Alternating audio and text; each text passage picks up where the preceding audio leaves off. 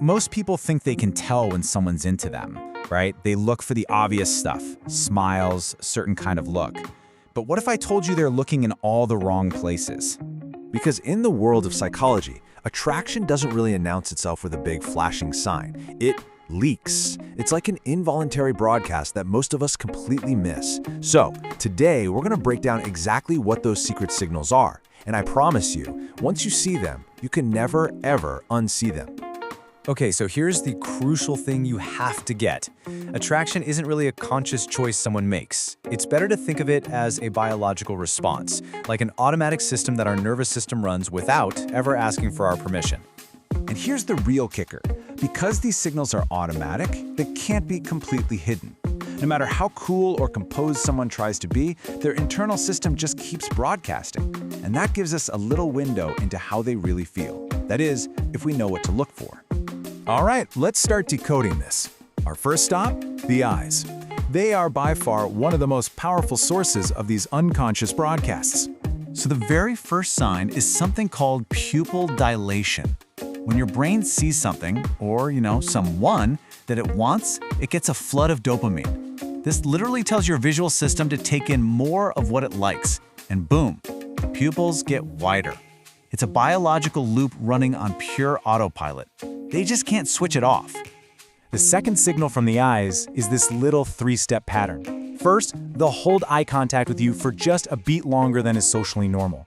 Then, second, they'll break it. That's their conscious brain kicking in, kind of self-regulating. But the real giveaway is step 3, the return. That involuntary glance back, that's the tell. The system just couldn't help itself. Okay, so we're moving on from the eyes now to the rest of the body. And these next signals are nearly impossible to fake because they completely bypass the conscious mind. This one is wild. It's called mirroring or behavioral mimicry. When someone's attracted to you, their body will start to unconsciously copy yours. You tilt your head, and a few seconds later, they do it too. This is all driven by the mirror neuron system in our brains. It's like a biological shortcut to signal, hey, we're connected. They aren't choosing to do it. Their brain is just running the program for them. This quote perfectly sets up our next point, and honestly, it's one of the most reliable and most overlooked tells in the entire system of attraction. It's simple. Where the feet point, the mind wants to go. Even if someone's torso is turned away from you in a group conversation, if you notice their feet are pointed in your direction, that's a commitment their body made way before their conscious mind had a chance to weigh in. So next time you're in a room, just take a quick look down. It's fascinating. Let's get into our next cluster of signs. These are all about how a person unconsciously changes their voice, how they use their personal space, and even their appearance when they're near someone they're attracted to. So, we're going to tune in to 3 more signals in this broadcast.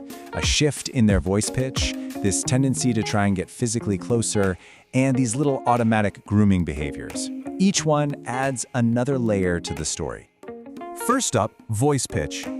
This happens in the first few seconds of a conversation. Men's voices tend to drop to a lower pitch, while women's voices often shift to a warmer, slightly higher register.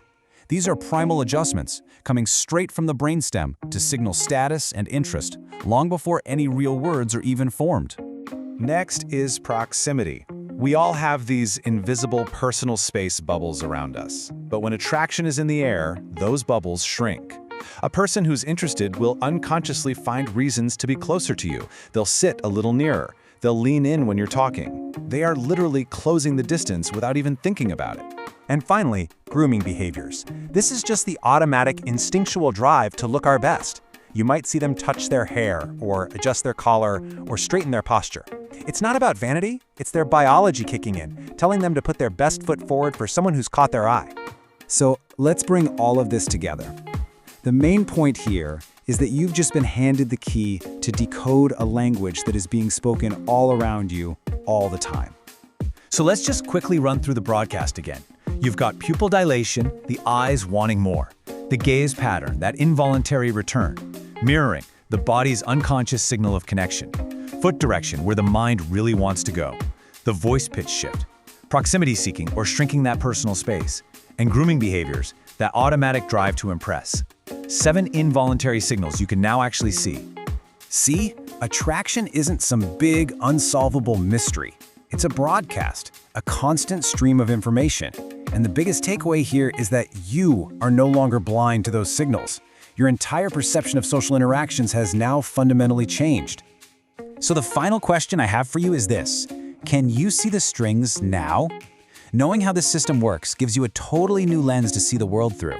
And if this changed how you look at the people around you, well, you're definitely going to want to stick around for what's coming next.